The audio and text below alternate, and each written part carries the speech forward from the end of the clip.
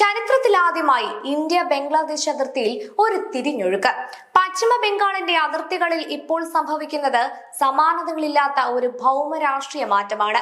പതിറ്റാണ്ടുകളായി യാതൊരു നിയന്ത്രണവുമില്ലാതെ ബംഗാളിലേക്ക് ഒഴുകിയെത്തി സംസ്ഥാനത്തിന് വലിയൊരു സാമ്പത്തിക ജനസംഖ്യാ പ്രതിസന്ധി സൃഷ്ടിച്ച അനധികൃത കുടിയേറ്റത്തിന് ഇതാ ഔദ്യോഗികമായി തിരശീല വീഴുന്നു. നാം ഇന്ന് സാക്ഷ്യം വഹിക്കുന്നത് ചരിത്രപരമായ ഒരു മടങ്ങിപ്പോക്കിനാണ്. ആയിരക്കണക്കിന് അനധികൃത കുടിയേറ്റക്കാരാണ് സ്വമേധയാ പെട്ടിമടക്കി ബംഗ്ലാദേശിലേക്ക് തിരികെ നടക്കുന്നത്. ഇത് വെറുതെ സംഭവിച്ചതല്ല. ഭരണകൂടത്തിന്റെ അതിശക്തവും കൃത്യവുമായ ഇടപെടലിന്റെ ഫലമാണിത്. കണ്ടെത്തുക, തടവിലാക്കുക, നാടുകടത്തുക എന്ന പുതിയ നയം ശക്തമായി നടപ്പിലാക്കിയതാണ് ഈ മാറ്റത്തിന് പിന്നിൽ. കേവലം അതിർത്തി പെട്രോളിംഗിൽ മാത്രം ഒതുങ്ങാതെ മാൾഡ, മുർഷിദാബാദ് തുടങ്ങിയ അതിർത്തി ജില്ലകളിൽ പ്രത്യേക ഹോൾഡിംഗ് സെന്ററുകൾ, തടങ്കൽ കേന്ദ്രങ്ങൾ സ്ഥാപിച്ചതോടെ ഭരണകൂടം നൽകിയ സന്ദേശം വ്യക്തമായിരുന്നു. നിങ്ങൾ അനധികൃതമായാണ് ഇവിടെ തുടരുന്നതെങ്കിൽ നിങ്ങളെ കണ്ടെത്തിയിരിക്കും, തടവിലാക്കിയിരിക്കും, നിയമ നടപടികൾ നേരിടേണ്ടി വരും.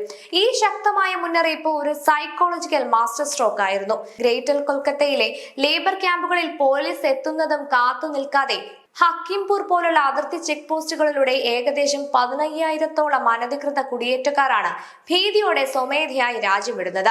ഇന്ത്യയെ സംബന്ധിച്ചിടത്തോളം ഇത് ഭരണഘടനാപരമായ ശുദ്ധീകരണം, രാജ്യത്തിന്റെ പരമാധികാരത്തിന്റെ ചരിത്ര വിജയമാണ്. അനധികൃത കുടിയേറ്റക്കാരെ വോട്ട് ബാങ്കുകളാക്കി ഉപയോഗിക്കുന്ന പതിറ്റാണ്ടുകൾ പഴക്കമുള്ള രാഷ്ട്രീയ തന്ത്രത്തിനാണ് ഇവിടെ അന്ത്യമാകുന്നത്. ഇന്ത്യക്കാരുടെ തൊഴിലവസരങ്ങളും ക്ഷേമ പദ്ധതികളും അടിസ്ഥാന സൗകര്യങ്ങളും ഇനി യഥാർത്ഥ ഇന്ത്യൻ പൗരന്മാർക്ക് മാത്രം അവകാശപ്പെട്ടതാണ്. സ്വന്തം അതിർത്തികൾ സുരക്ഷിതമാക്കാതെ ഒരു രാജ്യത്തിനും ആഗോള ശക്തിയായി വളരാൻ കഴിയില്ല എന്ന യാഥാർത്ഥ്യം കേന്ദ്ര സംസ്ഥാന സർക്കാരുകൾ ഒരുപോലെ തിരിച്ചറിഞ്ഞ് ഒറ്റക്കെട്ടായി നിൽക്കുന്നു എന്നതിന്റെ തെളിവാണിത്. അതേസമയം ഇതിനൊരു മനുഷ്യത്വപരമായ വശം കൂടിയുണ്ടെന്ന് നാം തിരിച്ചറിയണം. കടുത്ത സാമ്പത്തിക ബുദ്ധിമുട്ടുകളും നിസ്സഹായതയും കാരണമാണ് ഇവരിൽ പലരും അതിർത്തി കടന്നെത്തിയത്. സ്വന്തം രാജ്യത്ത് അവർക്ക് സുരക്ഷിതമായ ഒരു ജീവിതവും തൊഴിലും കണ്ടെത്താൻ കഴിയട്ടെ എന്ന് നമുക്ക് ആത്മാർത്ഥമായി പ്രത്യാശിക്കാം. ബംഗ്ലാദേശിൽ ജനസംഖ്യാ വർധന നിരക്ക് ഉയർന്ന തോതിലാണ്. അത് നിയന്ത്രിച്ചു കൊണ്ടുവന്നാൽ അവർക്കവിടെ സുഖമായി ജീവിക്കാം. മുസ്ലിങ്ങൾ അന്യ രാജ്യങ്ങളിലേക്ക് കുടിയേറുന്നതിന്റെ തിക്തഫലങ്ങൾ യൂറോപ്യൻ രാജ്യങ്ങൾ ഇന്ന് അനുഭവിച്ചു കൊണ്ടിരിക്കുന്നു.